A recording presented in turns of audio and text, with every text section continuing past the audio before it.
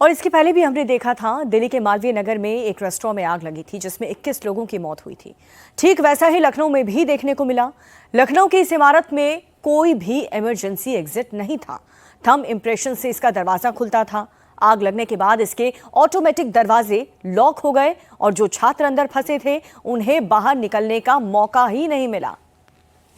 और टेरेस पे यानी छत पर जाने का जो रास्ता था वो बंद कर रखा था। कई वजहों से आमतौर से जो इस तरह की बिल्डिंग्स होती हैं उनको उनमें छत पर जाने का रास्ता बंद कर दिया जाता है ताकि वहां से किसी तरह की कोई अनहोनी ना हो जाए। लेकिन ऐसे मौके पर वो रास्ते का बंद होना एक खतरनाक फैसले के तौर पर सामने आया और इसी वजह से जब नीचे आग थी और ऊपर जाने का रास्ता नहीं था और बच्चे इसी आग के अंदर फंस गए, उनके लिए कोई रास्ता नहीं था और वो बच्चे इसी आग में जिंदा जल करके खत्म हो गए। कई छात्र जान बचाने के लिए बाथरूम में छिप गए थे जिनका दम घुटने की वजह से दम निकल गया। लखनऊ के अलीगंज इलाके में ये वो बिल्डिंग है जिसमें आग लगने के बाद 15 लोगों की जान चली गई और बिल्डिंग के बाहर आग के जो निशान हैं वो अभी दिखाई दे रहे हैं क्योंकि नीचे पेट क्लिनिक चलता था तो डॉग्स के लिए जो फूड होता है उसके नीचे पैकेट्स हैं और इस तरह का सामान है जो नीचे क्लिनिक में पेट क्लिनिक में इस्तेमाल होता था। अब बड़ी बात यहाँ देखने वाली ये है कि अंदर जाने का सिर्फ एक ही रास्ता इसके अंदर है और इसी से एंट्री थी और इसी से एग्ज़िट था।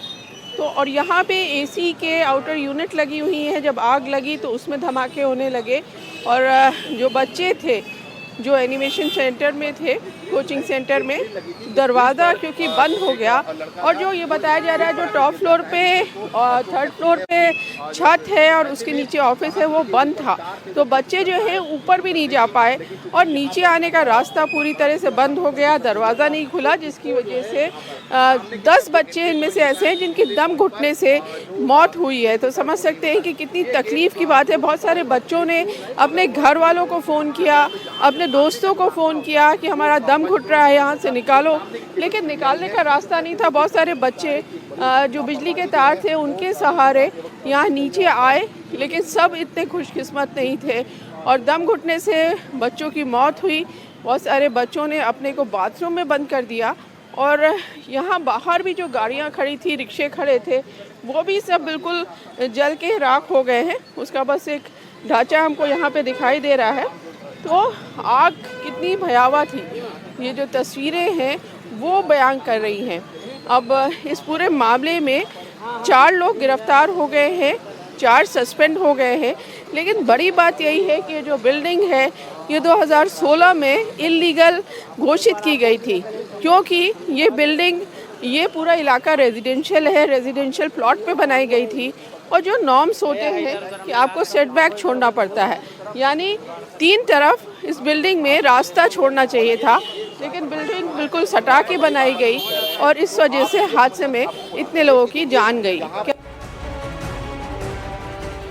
इस अग्निकांड में 15 बच्चों की जान जाने के बाद अब लखनऊ विकास प्राधिकरण की भी नींद टूटी है। एलडीए ने इस इमारत को गिराने का फैसला किया है और इस बारे में नोटिस जारी कर दिया गया है। हमारी सहयोगी रुचि कुमार इस पर और ज्यादा अपडेट के साथ हमारे साथ मौजूद है। रुचि, जब साल 2016 में, अभी आपकी रिपोर्ट हम देख रहे थे, साल 2016 में इस इमारत को लेकर के एक नोटिस जारी हुआ था कि ये अवैध तरीके से बनी है, गलत तरीके से बनी है, तो अब ये फैसला आखिर क्यों हुआ है कि इस बिल्डिंग को गिराया जाएगा जब इसमें आग लग गई और इसमें कई 15 बच्चों की इस हादसे में जानें चली गई? बहुत बड़ा सवाल है और इसके जवाब पता नहीं कौन देगा और उन माँ बाप को कौन देगा जिनके बच्चों ने जान अपनी गंवा दी इस हादसे में।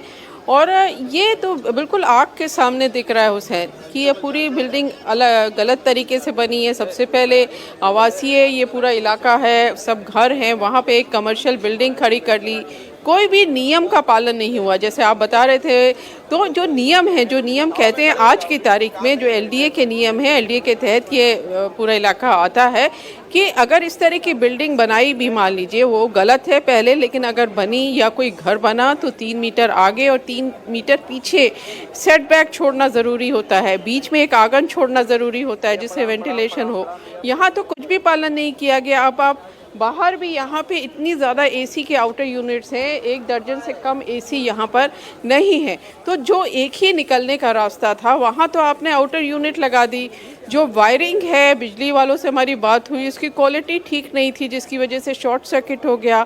तो सारी गड़बड़ियाँ ही गड़बड़ियाँ थी। तो अब तक आखिर क्यों आंख मूंद के बैठे हुआ था एलडीए या जो बाकी यहाँ के लोकल पुलिस है, नगर निगम है, उसके सामने नज़र के सामने आखिर ऐसा क्यों नहीं आया कि ये बिल्डिंग पूरी तरह से बनी है, आवासीय है, कोई भी नॉर्म्स का पालन नहीं हुआ। आप सोचिए कि इतनी फ्लोर की बिल्डिंग खड़ी कर दी और इस ऑफिस में ही जो एनिमेशन कोचिंग सेंटर था, बच्चों को मिला के, स्टाफ को मिला के करीब 40 लोग तो वहाँ सवाल आते ये भी थे। है रुचि कि जिन अधिकारियों की जिम्मेदारी थी उस वक्त जब ये इमारत बनी होगी, क्या उस वक्त के अधिकारियों तक भी इस हादसे की जांच और आंच वहां तक जाएगी, क्योंकि वो भी इसके जिम्मेदार हैं, क्योंकि उनके वक्त में इमारत खड़ी हुई थी। रुचि, हम आपके पास दोबारा लौट कर आएंगे।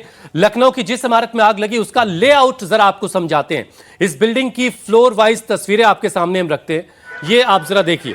बेसमेंट में पेट शॉप, जहां पर जैसा कि रुचि ने हमको बताया था कि पेट का क्रच था, लोग अपने जानवर वहां रख करके अगर उनको कहीं जाना होता था तो वहां जाते थे और जानवरों से जुड़ी चीजें वहां मिलती थी।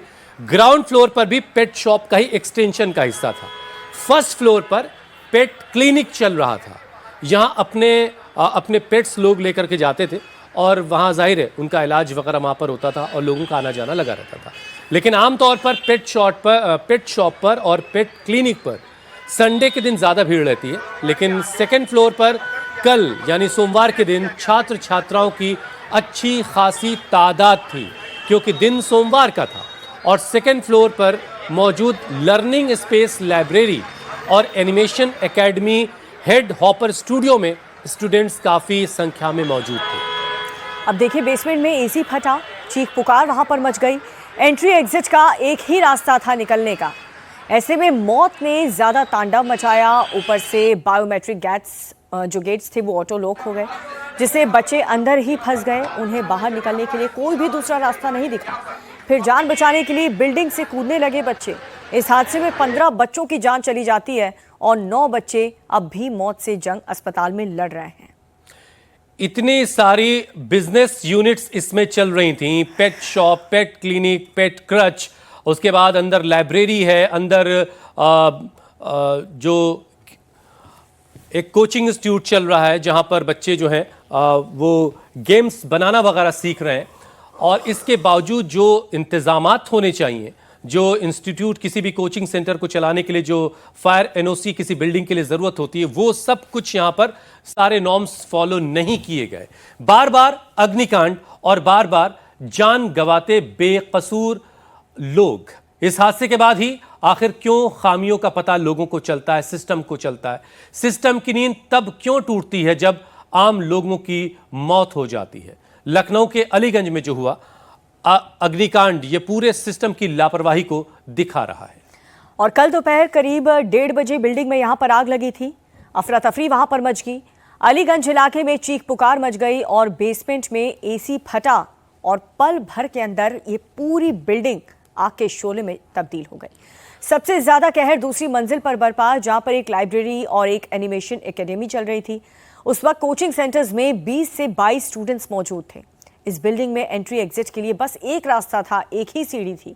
आग लगने के बाद बिल्डिंग में मौजूद लोगों को निकलने का मौका नहीं मिला। आग फैलती गई और बिल्डिंग जलती गई।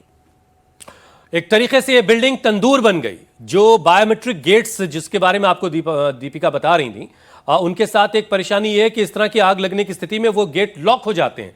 मतलब ये कि आप बाहर निकल ही नहीं सकते और ऊपर यानी बिल्डिंग के टेरेस पर जाने का, छत पर जाने का रास्ता बंद है। अब बच्चों के पास इस जलते हुए बिल्डिंग में जल जाने या फिर उससे कूद जाने के अलावा कोई रास्ता बाकी नहीं बचा था।